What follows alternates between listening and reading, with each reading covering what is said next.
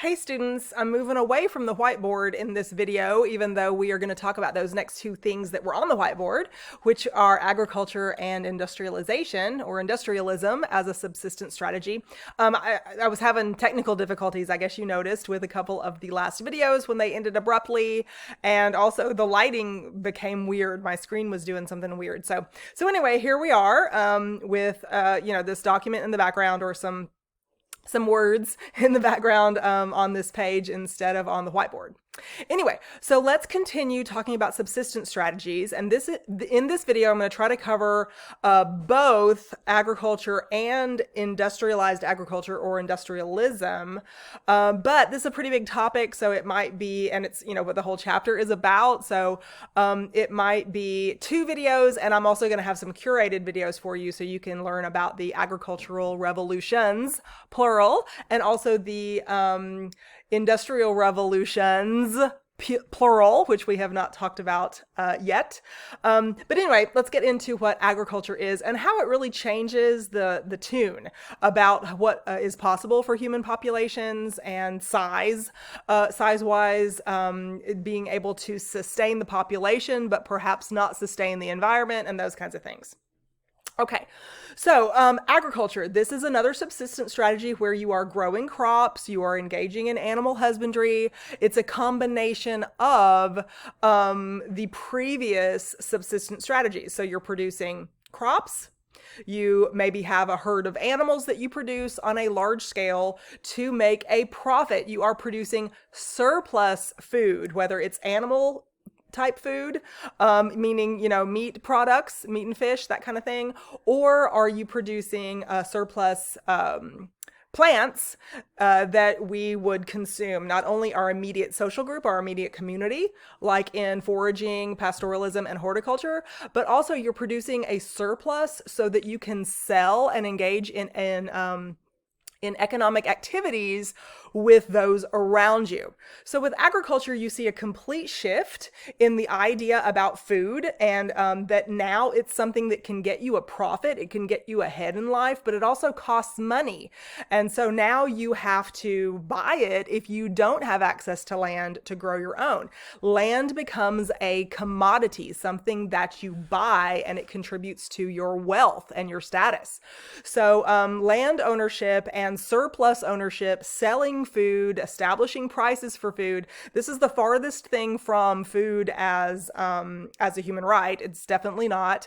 It is using food as, a profit-getting mechanism, and it really creates social stratification. You see this word social inequality that I have highlighted here on the document behind me.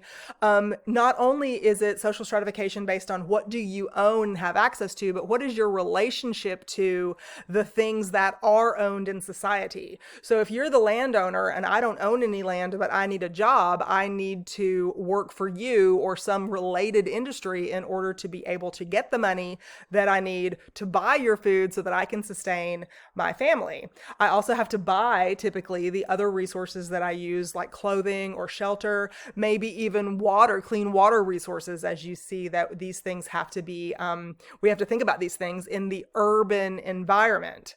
And so urban means city. It means a developed place to a certain extent. It's developed with infrastructure is what we mean here. Not necessarily with the grid or utilities or things like that. But early cities are really a result of the first agricultural revolution, where we were able to produce a surplus and bring that surplus to market, and human populations went up because we had enough food supply to support a larger population.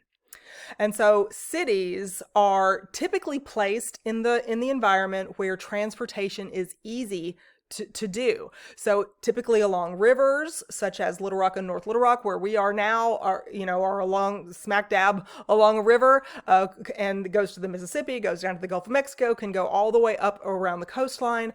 All of these different mechanisms for for transporting goods, transporting food in this case, or any other kind of agricultural crop to make clothing, for instance. I'm touching my sweater because it's made out of cotton, and so that's a plant, right? And so we're still talking about technical uses for plants, medicinal uses for plants, food uses for plants, and all of those things for animals also. Okay, and so agriculture this is where early agriculture anyways, let's talk about the early agriculture, which is like 4,000 years ago. Okay, so early agriculture and cities, you see that pop up on the environment, and it's not so taxing on the environment, the climate, or the ecosystem, because you still have to use natural methods of fertilizers at this point. There aren't artificial fertilizers or artificial hydroponics, kind of things like this, that we have to try to do to produce the kind of yield, the kind of production quantity that we need to feed larger populations. Early agriculture was done by human labor. So the human and animal labor, but not with machines that happened in the Industrial Revolution. So we had a good almost 4,000 years or so of agriculture, 6,000 years of agriculture, if you're counting the time in the Common Era. So this agriculture type was a surplus-oriented, land ownership-oriented, but manpower. We used our own elbow grease to produce all of this food until the Industrial Revolution, which brought about machines that could take the place of human beings. And that's when you saw an even greater division of different classes of people, not just based on ownership of land and your relationship to the work associated with food strategies, but as fewer people were needed in the production of food in agriculture because the Industrial Revolution brought about these machines that could take our place. There were fewer of us that were needed. And so this is what you see the third and the fourth stage of demographic transition from back in week 3, whenever that was, that we first talked about. That's what you see happening in the third and fourth phases of demographic transition when the food supply becomes stable and predictable, and fewer people are needed for production of food. You see the crude birth rate go down, the crude death rate go down also. So the population is increasing, but you see those two things go down because there are more human man hours that you can put toward research and development, put into the medical field or some kind of other advancement that can contribute to the well-being of a growing population. With fewer people needed to work toward the food supply, it diversified the labor base so that you could specialize in other things. More of us could specialize in other things and put time, into researching and education and other kinds of development that accompanied the Industrial Revolution. So fast forward to the Industrial Revolution, and this changed agriculture even more. So we had a massive surplus, and it led to globalization of the food supply, so that transporting the extra food around the world was cut to 1/10 of the time that it used to be. And also the industrialization of agriculture brought about a lot of artificial fertilizers, because you couldn't do a whole lot of crop rotation and let land lie fallow like we described when we were talking about horticulture. You couldn't do that because that meant that your land was out of production and you weren't making money off of it. You weren't making a surplus, you weren't making a profit. And so that kind of industrialized agriculture was very profit driven. And you see artificial means of, you see mechanized irrigation for one thing, and you see artificial pesticides, herbicides, hormones for animal populations, artificial chemical fertilizers being added to the environment, and there are costs to the ecosystem when you introduce these foreign agents into it. And so for a long time, I grew up along the Mississippi River, and for many, many years in the 70s and 80s, because there's so much farmland upriver from where I lived in Mississippi that drained into the Mississippi River and brought it down to the Gulf of Mexico, the catfish and other kinds of fish production that had been a big business along the Mississippi River really got bad press about the pollution that was in the Mississippi River. There were mutated animals and deformed creatures that we didn't even have names for because of these chemical additives to the ecosystem. And so this is where we really have to start talking about sustainable development, because some of these things that were not necessarily thought out well when industrialized agriculture was put into production, so to speak, these things have a cost on the environment as a whole. You can even look at eras in our history in the USA during the Depression and something called the Dust Bowl in the plains in the United States.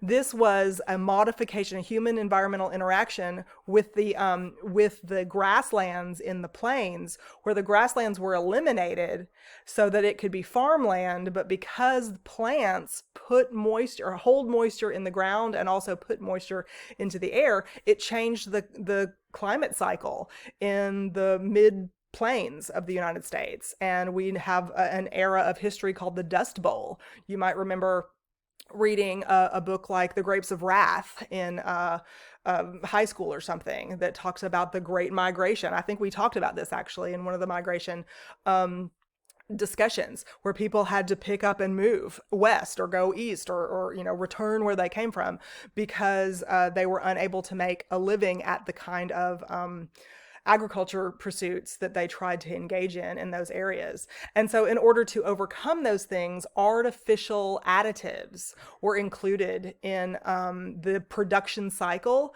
of major farms. Huge machines could be used to produce this mega surplus, and those machines run on oil and other fossil fuels and all sorts of other earth harvested materials that need, just like things that we make batteries out of, for instance, that we need to use for these large machines in order to produce this surplus food.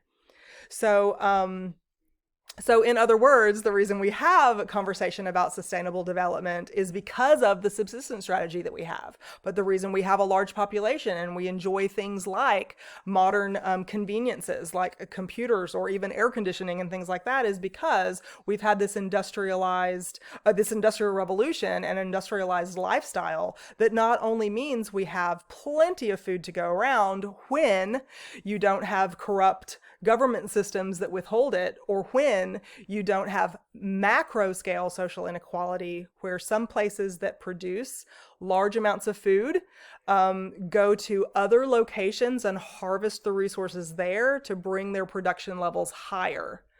So remember in the development chapter, when we were talking about gross domestic product and gross national income and those kinds of things, when you live in one place, but you generate income and you generate value and harvest value from another location, that depletes the population. It diminishes the ability for the population there to benefit from the resources that they have on hand if another country controls that, for instance. So we will be watching a video about that. Stealing Africa is what it's called, and it is going to show you how a corporation in Switzerland uses some of the natural resources in different locations in Africa to benefit the people in Switzerland at the cost of the population in Africa. So that is the next video that we will watch in this particular week of lessons, and I will see you again next time. Bye.